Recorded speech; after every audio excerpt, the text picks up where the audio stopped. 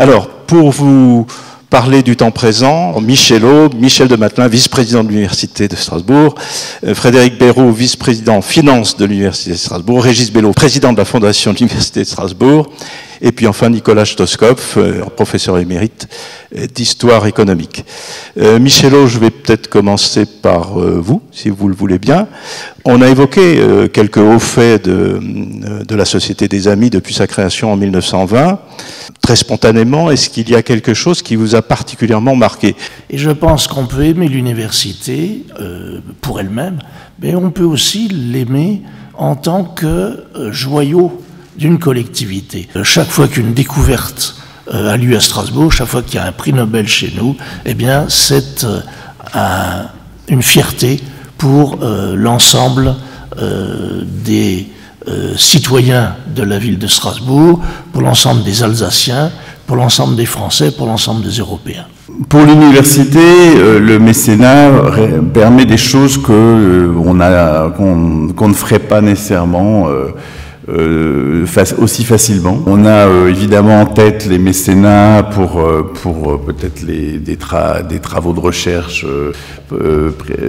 particulièrement prestigieux, des équipements, mais on a vécu une part significative du mécénat ces dernières années autour de l'aide des étudiants. Et donc je dirais simplement que c'est vraiment un très bel outil pour notre développement, mais aussi pour créer un sentiment d'appartenance à une communauté. Je vais m'adresser peut-être à Régis Bello pour lui demander justement, en tant que premier président de la Fondation Lunistra, quelle impression ressentez-vous après une quinzaine d'années? C'est ce qu'a expliqué notre orateur, c'est la continuité avec toute une histoire et une très longue tradition. Et la mission est toujours la même. La mission, c'est de contribuer au rayonnement de l'université, c'est communiquer, c'est transmettre. L'université, les hôpitaux, ce sont des budgets considérables, hein, ça se chiffre en centaines de millions. Dans ce contexte, l'apport du mécénat reste relativement modeste. Du point de vue de la finance, qu'est-ce que vous pensez de cette petite rivière qui s'ajoute au grand fleuve étatique, quand même?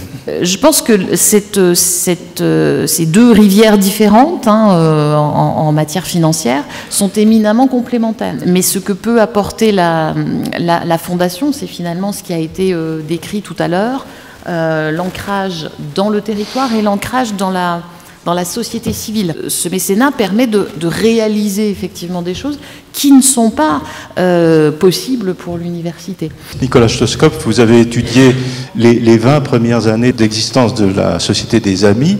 Est-ce que l'esprit qui présidait, que vous avez observé dans ces années 20-30, est-ce que ça se prolonge aujourd'hui de la même façon?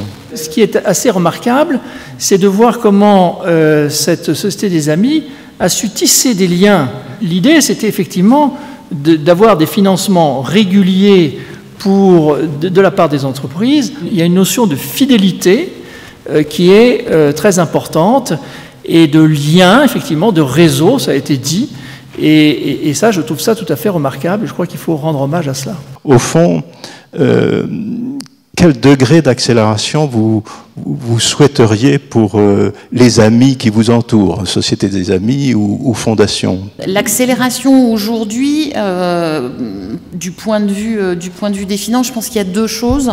Il y a comment est-ce qu'on arrive à gérer des financements qui sont nombreux, mais qui sont, et ça a été évoqué tout à l'heure, qui sont des financements qu'on dit non pérennes, mais au-delà de cet élément-là, finalement, tous nos enseignements, toute la recherche voilà, doit aussi se mettre dans cette logique de développement durable, et c'est là sur lequel, oui, les enjeux sont absolument abyssaux. Donc on doit travailler de façon un peu différente avec les uns et les autres.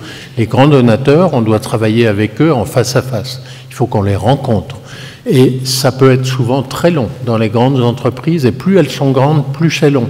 En ce qui concerne les donateurs moins importants, il est clair que notre action ne peut pas être individualisée. C'est essentiellement une action de communication. Comme vous le savez, on communique beaucoup avec nos rapports d'activité, avec notre journal des donateurs qui paraît régulièrement, avec les réseaux sociaux. Donc voilà, notre façon de travailler doit être adaptée à nos différents publics et tenir compte, bien sûr, de nos moyens humains. Est-ce que le bon fonctionnement de la fondation de l'université, est-ce que c'est un facteur d'attractivité ? Alors oui, c'est tout à fait essentiel. Je peux peut-être prendre un exemple récent. Donc on avait été sollicité par plusieurs entreprises de la région sur le déficit en compétences en intelligence artificielle. Et donc avec un travail assez remarquable de la Fondation, on a réussi à mettre ensemble 6 grandes entreprises alsaciennes qui ont financé sur une durée longue, 6 ans, le salaire complet d'un professeur qu'on a fait venir. Donc on a des entreprises qui accompagnent des projets en fournissant de l'équipement ou du mécénat de compétences.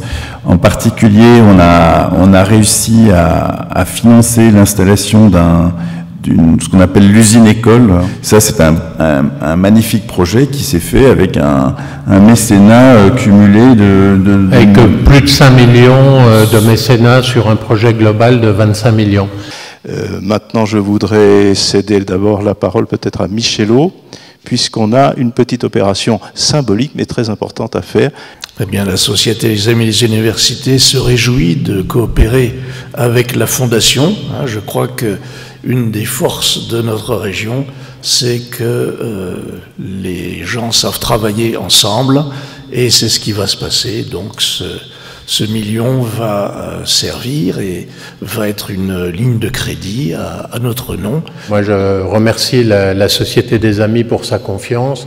On en est extrêmement heureux parce que quand on a décidé de créer cette fondation, c'était un outil pour l'avenir, et on a tous conscience, et toutes les équipes des fondations, de travailler pour le long terme et pour l'avenir, pour voilà, nos enfants, nos petits-enfants.